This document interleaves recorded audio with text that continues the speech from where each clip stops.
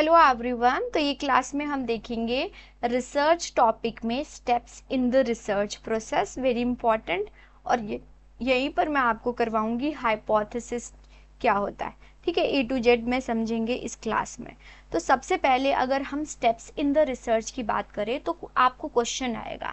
हमेशा याद रखना, आपको अगर सीक्वेंस में अरेंज करना ही आता है, तो सीक्वेंस में अरेंज करना आए तो सबसे पहले आपने प्रॉब्लम, मतलब स्टार्ट विथ प्रॉब्लम, आपने प्रॉब्लम से देखना है और आपने रिपोर्टिंग पर देखना है, कंक्लूजन देखना है, ऐसे वर्ड्स आना है, ये है। और डिटेल में भी मैं डिस्कशन करवाऊंगी बेसिकली हर स्टेप्स में हम करते क्या है। तो देखो स्टूडेंट, सबसे पहले आप ना टॉपिक डिसाइड करोगे, और टॉपिक इज नथिंग, प्रॉब्लम है ना, प्रॉब्लम है। टॉपिक क्या है? रिसर्च प्रॉब्लम है, वो इशू है जो कि आपने बीइंग अ रिसर्चर आपने उस टॉपिक पर डिस्कशन कर है ना स्टूडेंट। और मैंने भी आपको बोला है कि रिसर्च सिर्फ हमें, अगर हम पर्सनल लेवल की बात करें तो हमें पता है हमें डॉक्टर की डिग्री चाहिए होता है, हाई प्रोफेशनल डिग्री चाहिए होता है, प्लस हमें जॉब मिल जाए इसीलिए हम ना रिसर्च करते हैं। बट नहीं, रियलिटी में ये है। लेकिन अगर हम ऐसे देखें एथिक्स के हिसाब से कि रिसर्च मीन्स पीएचडी क्यों करते हैं, ताकि हमारे समाज में, हमारे सोसाइटी, हमारे देश में कोई प्रॉब्लम है उसका सोल्यूशन कर पाए। तो सबसे पहले आप अपने सब्जेक्ट से रिलेटेड एक टॉपिक को डिसाइड करते हैं, राइट। टॉपिक को डिसाइड करते हैं, जिसको रिसर्च प्रॉब्लम बोलते हैं। फिर उसके रिलेटेड जो आपने टॉपिक डिसाइड किया ना स्टूडेंट, उससे रिलेटेड ऑलरेडी जो है वो रिसर्च हुआ पड़ा है ना, हो गया है, तो उसके बारे में आप स्टडी करते हो, that is review the literature. अब जितने भी उस टॉपिक से रिलेटेड रिसर्च हुए उसको आप स्टडी करते हो, उसको हम रिव्यू द लिटरेचर बोलते हैं। फिर आप हाइपोथेसिस बनाते हो, मतलब कि जो आपका टॉपिक है वो सही भी हो सकता है और वो गलत भी हो सकता है, और इसी को आपने प्रूव करना है ना, आपको इसी को वैलिड और इनवैलिड प्रूव करना है। लेट्स सपोज मैं देखती हूँ कि हाँ एनईपी का लर्निंग पर असर हुआ है या नहीं हुआ है। ये हाइपोथेसिस मीन्स दो स्टेटमेंट बनाया जो कि टेंटेटिव है, ये ट्रू भी हो सकता है, ये फॉल्स भी हो सकता है, राइट। ये फिर आप क्या करते हो? डिजाइनिंग करते हो, रिसर्च डिजाइन करते हो, मतलब प्रॉपर मैपिंग करते हो, मैप बनाते हो। फिर आप कैरी करते हो, डाटा कलेक्शन करते हो, सैम्पलिंग करते हो, ये सब करते हो, राइट। ये है। फिर आप carry out the research process, वही हो गया है। फिर प्रिपेयर करते हो रिजल्ट, आप क्या करते हो? रिजल्ट को प्रिपेयर करते हो और लास्ट में जर्नल्स में पब्लिश कर देते हो, है ना, जर्नल्स में पब्लिश कर देते हो। फिर से एक बार देखो, सबसे पहले आप एक टॉपिक डिसाइड करते हो जिसको प्रॉब्लम बोला गया है, प्रॉब्लम हो गया है, और वो आपके जो भी आपने एकेडमिक आपकी बैकग्राउंड रही है उसके रिलेटेड करते हो। फिर लिटरेचर, मतलब कि ऑलरेडी जो रिसर्च हुई पड़ी है उसको बारे में स्टडी करते हो। फिर आप हाइपोथेसिस बनाते हो, एंड देन फिर आप डिज़ाइन करते हो। फिर उस डिज़ाइन के से रिलेटेड डाटा कलेक्शन करते हो, उस डाटा को एनालाइज करते हो, फिर उसको इंटरप्रिटेशन मीन्स रिजल्ट को इंटरप्रिटेट करते हो और रिपोर्ट फाइंडिंग कर देते हो, है ना, रिपोर्ट फाइंडिंग कर देते हो स्टूडेंट। अब डिटेल में समझते हैं कि हर एक स्टेप में बेसिकली होता क्या है ना। वेरी फर्स्ट स्टेप की बात करें तो हम रिसर्च प्रॉब्लम मीन्स टॉपिक देखते हैं। वेरी फर्स्ट स्टेप्स जो होता है वो क्या होता है? रिसर्च प्रोसेस में फर्स्ट स्टेप होता है कि रिसर्च प्रॉब्लम को देखना, वो स्पेसिफिक इशू, वो टॉपिक जिस पर आपने रिसर्च करना है, वो प्रैक्टिकल डिफिकल्टीज, मतलब वो रियल लाइफ सिचुएशन पर बेस्ड होना चाहिए। बेसिकली किसी ना किसी उस टॉपिक पर ऑलरेडी किया होता है स्टूडेंट, तो उसने जो नहीं बोला है, उसने ना जो किया है, वो आपने करना है ना, वो आपने करना, उस गैप को आप बिल्ड करते हो, थ्योरी बनाते हो। तो प्रॉब्लम क्लियर, प्रिस्क्राइब और फोकस होना चाहिए। रिसर्चर जो है, जो भी प्रॉब्लम वो टॉपिक को डिसाइड करेगा, वो क्लियर, प्रिस्क्राइब और फोकस होना चाहिए। और ये ना जो टॉपिक होगा वो ऑब्जेक्टिव पर होना चाहिए, रिसर्च के ऑब्जेक्टिव पर होना चाहिए, ठीक है, ये ध्यान रखिएगा। हम प्रॉब्लम, सिग्निफिकेंस, फिजिबिलिटी और रेलेवेंस को देखते हुए उस टॉपिक को डिसाइड करते हैं। मतलब याद रखना, कोई हाइपोथेटिकल आप टॉपिक नहीं लोगे, वो रियल लाइफ पर, सिचुएशन पर होना चाहिए, है ना, और वो एक्चुअल में एग्जिस्ट करता हो, है ना। कोई एब्स्ट्रैक्ट बिल्कुल ऐसे कि ऐसे ही मन चाहा हमने लिया और ले लिया, बात कर लिया, रिसर्च करने चल गए, नो, रेलेवेंट होना चाहिए, सिग्निफिकेंट होना चाहिए। इट मीन्स हम बोल सकते हैं वेल डिफाइंड प्रॉब्लम होना चाहिए उसका, मतलब कि वो प्रॉब्लम ना आपकी पूरी एंटायर रिसर्च को डिसाइड करेगा स्टूडेंट। यस, पूरे एंटायर आपके रिसर्च को डिसाइड करेगा। तो मेक श्योर कि आपका टॉपिक बहुत अच्छा होना चाहिए। फिर जो भी ऑलरेडी जो एग्जिस्टिंग उस टॉपिक से रिलेटेड बुक्स हैं, जनरल्स है, रिलेटेड सोर्स है, उसकी स्टडी करोगे, एनालाइज करोगे और समरी आपने समरी ड्रॉ करोगे प्रीवियसली स्टडी।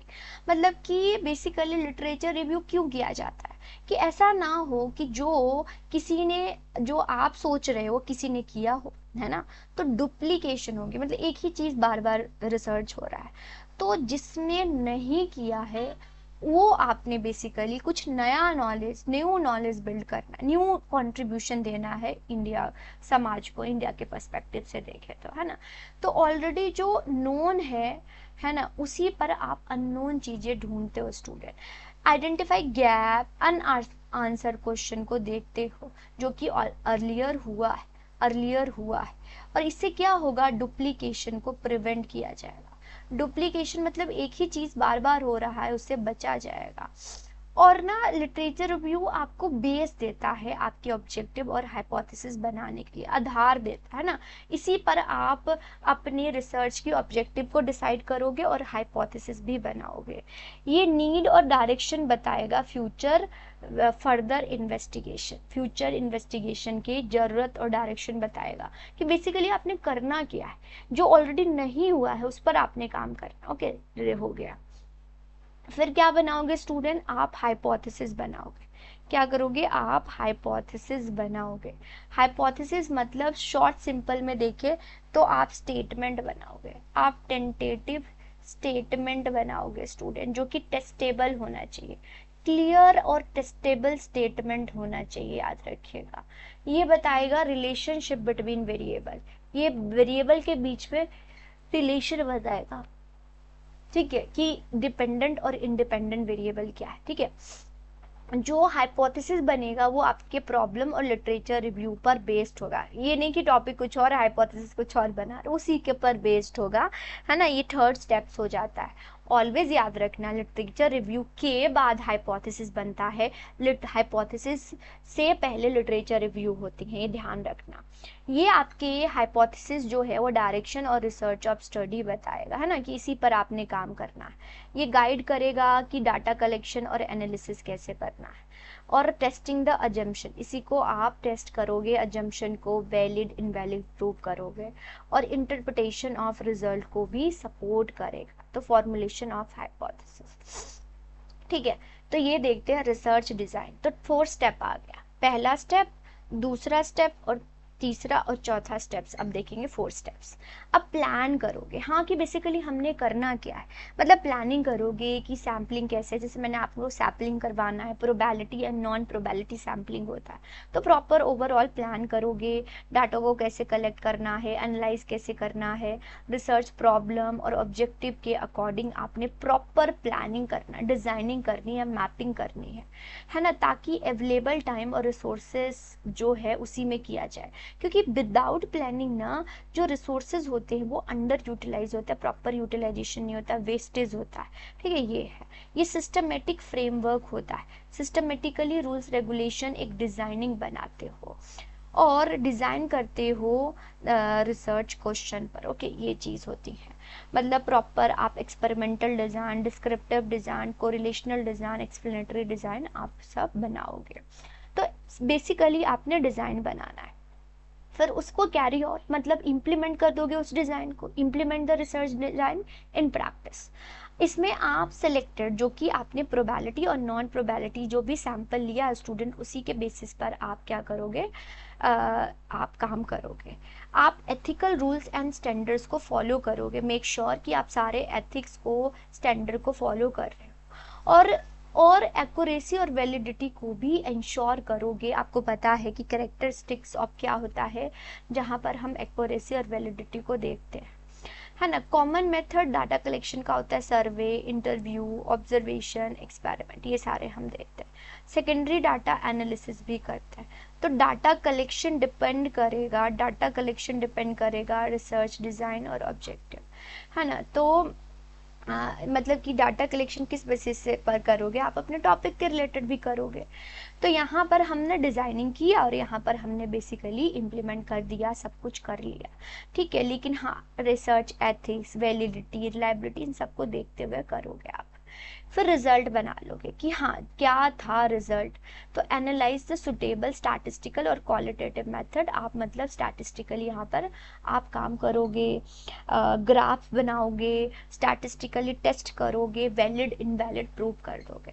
जो आपने हाइपोथेसिस बनाया है उसको टेस्ट कर दोगे यहाँ पर स्टूडेंट, और कंक्लूजन ड्रॉ कर दोगे, और पैटर्न और ट्रेंड इन डाटा आइडेंटिफाई करेगा, ठीक है, आपको करेगा।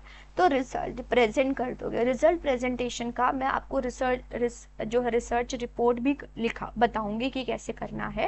लेकिन जो रिजल्ट हम करते हैं उसमें हम टेबल्स, उसमें हम ग्राफ, उसमें हम चार्ट्स, ये सब लिखते हैं, ठीक है। और उसके बारे में लिखते भी, एक चार्ट हमने बना दिया, टेबल बना दिया, शेड्यूल बना गया, जैसे कि टेबल के फॉर्म में बना दिया, चार्ट डायग्राम के फॉर्म में बना दिया, चार्ट बना दिया, पाई चार्ट बना दिया, ऐसा।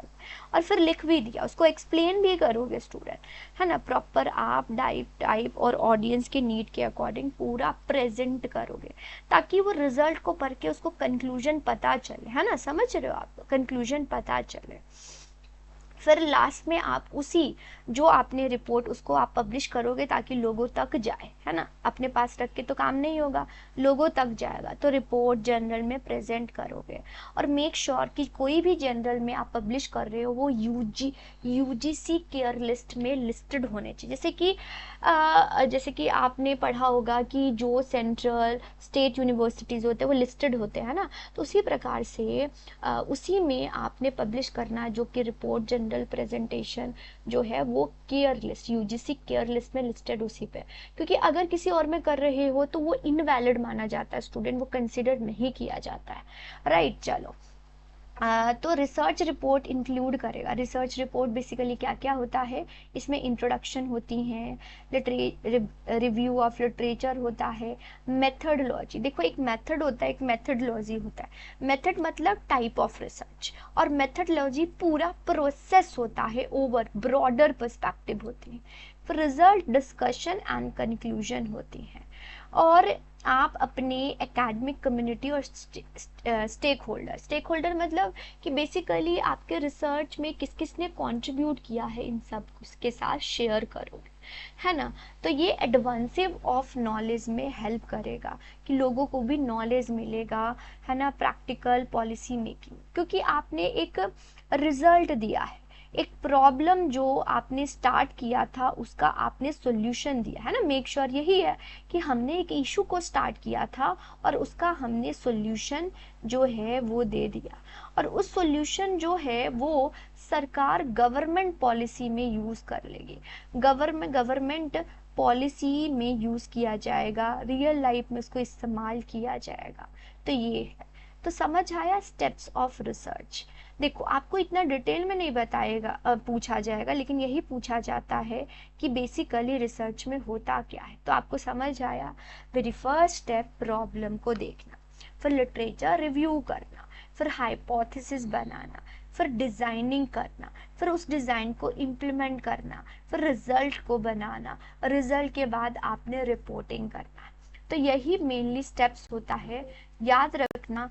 प्रॉब्लम से स्टार्ट होगा और कंक्लूजन पर एंड होगा, प्रॉब्लम से स्टार्ट होगा और कंक्लूजन पर एंड होगा। All right.